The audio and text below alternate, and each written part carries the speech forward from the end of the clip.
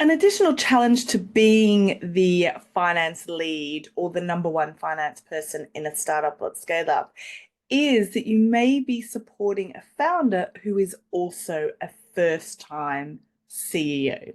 So, how do you support them?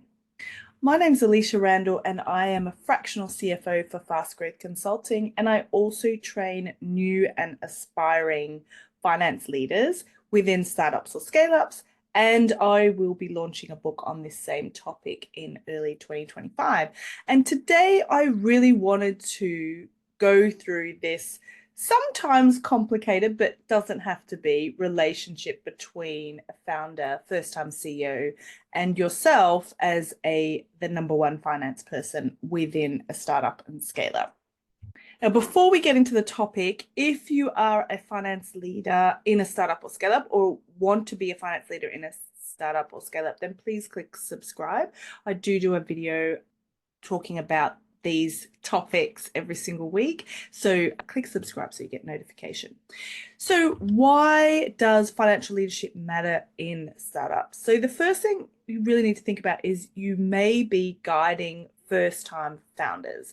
Founders often rely heavily on their finance leader for strategic and operational guidance, particularly if they lack prior business leadership experience. So I have worked with many different founders, and sometimes they are from a large organization. They've already worked for, say, 10 plus years in industry. They see a gap in the market and decide to go it alone. Or they're very young, they haven't had very much experience at all, but are really good at creating product, whether that's tech or AI or what have you, and have started working on their new product. So they really don't have strong experience with things like governance, risk assessments, boards, these types of things. And then similarly, of course, I've worked with founders. It's their second or third rodeo. They know exactly what they're supposed to be doing, or they've been in industry for 20 years and they know very clearly what good looks like. So today I just wanted to focus on those first two earlier examples of working with founders who don't have a huge amount of experience and therefore will lean on you quite heavily, or sometimes should lean on you quite heavily, and you need to take a bit of an educator role as well as supporting them in the strategic decisions. So they may not look to you just for financial expertise and support, but also building the company's foundation. So whether that's organizational structure, if you don't have a HR in-house, or corporate governance, or board agendas, all these different types of things, they may lean on you to help them with this. The other thing is providing a strategic hedge. So a startup CFO, the role is more about, and I talk about this a lot, it is a lot more than just balancing the books and looking at the financial numbers. So you really need to think about decisions around fundraising, around scaling, resource allocations, and your insights into the numbers obviously will help then founders align the business goal with the financial realities and enabling those opportunities and also sustainable growth. And then also tackling that overwhelm. So first-time founder, they may struggle, as I mentioned, with investor relations, with cash flow planning and forecasting. And so you may be asked to step in, anticipate those challenges, and come with some solutions. And as I said, you may be doing an element of education as well.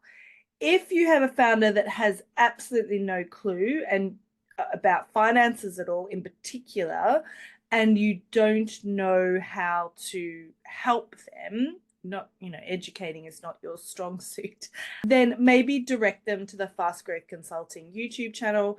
This is what I've created for the fractional CFO part of my role.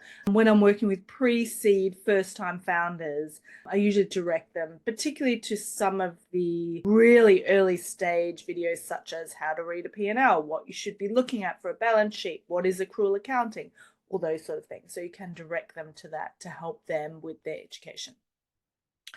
Leadership skills for career and business success. So transitioning from that financial management role to a financial leadership role really does mean that you need to sharpen some of your skills. So the first one is effective communication. So particularly, again, thinking about founders who are first timers, but especially when they don't have a huge amount of finance understanding, you need to translate the complex financial data into actionable task or insight that founders and other stakeholders can easily understand. So make sure you're not patronizing. That's not useful to anyone. And using accounting jargon. You don't sound smart. You just sound like you're patronizing. So keep it easy to understand and so that they can work with you on the insights that you are showing them. Unless you're working within fintech, sometimes I find that founders and leaders around the business, they sometimes even have a better understanding of financials than I do. So just be mindful. I do find generally in retail, the financial acumen isn't as strong as what it could be, whereas fintech is the other extreme. So you may find in fintech other challenges rather than financial understanding. Proactive decision making. So moving from that reactive financial reporting and proactively driving business strategies. So forward looking should really be your focus. And whether it's a first time founder or an experienced founder, that is definitely what they will be doing, is forward looking. So make sure that you're not dwelling on the past as accountants can and as we're initially trained to do, but actually any insights you get from the history, you should be very much forward looking so that you're communicating essentially the same goals and the same language as your founder and first time CEO. And obviously empathy and collaboration. So really understanding the founder's vision, building that trust is really important to developing that relationship. So think about the budget, for example. It's really hard to build a long-term budget when you don't understand what the strategic goals, operational goals, and ultimate vision is. So a few practical tips for supporting startup founders. Be a trusted advisor. So offer insights that go beyond the numbers, help founders think critically about business decisions and risks, potential risks. And you'll want to develop that strong relationship where the two of you can sometimes thrash out those current challenges, issues, opportunities, and options. Sometimes when I started working with a founder as a fractional CFO, they've told me that they want a sparring partner. And I do find that, as an accountant, you're looking at numbers all the time, you're worried about cash flow and risks more so than, say, the head of commercial. So having that more practical, pragmatic approach to, particularly if you have a founder that's very glass half full, which they should be in general, and very aspirational, sometimes having that balance, that yin and yang is quite useful to see what is the best strategic decision for the business. Prioritizing financial transparency. So you really want to have clear, real-time financial data that founders can rely on. There is nothing worse than numbers and data that can't be relied on. So make sure that you're not that person. I have said this before, but I have taken on a new client, a new founder, because their last CFO was very strategic, but they forgot about the baseline and the numbers they couldn't be relied on, and ultimately they were asked to leave. So make sure that you don't forget about the baseline. As I've kind of mentioned, focus on education. So many founders don't have a strong grasp of financial concepts. So use your expertise to educate and empower them, or redirect them to my other channel. I recently had to teach a founder the difference between cash and accrual accounting. And then once they understood, I will say then we had a meaningful discussion about how we can change their current P&L format that their bookkeeper put together, unfortunately in cash accounting, so that it's more investor ready and it's something that they can show investors. Whereas the cash accounting from their trusted bookkeeper that they've had for 10 years just unfortunately wasn't good enough. They didn't really understand why, but now they do because they understand accrual accounting.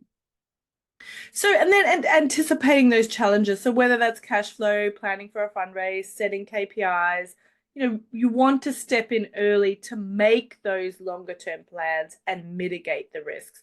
So I would strongly encourage you not to wait for someone to ask you or to wait for the issues to, come up. You want to be proactive here, and finance leaders are often the only person that do think about risk. It's your job, so make sure that you do that.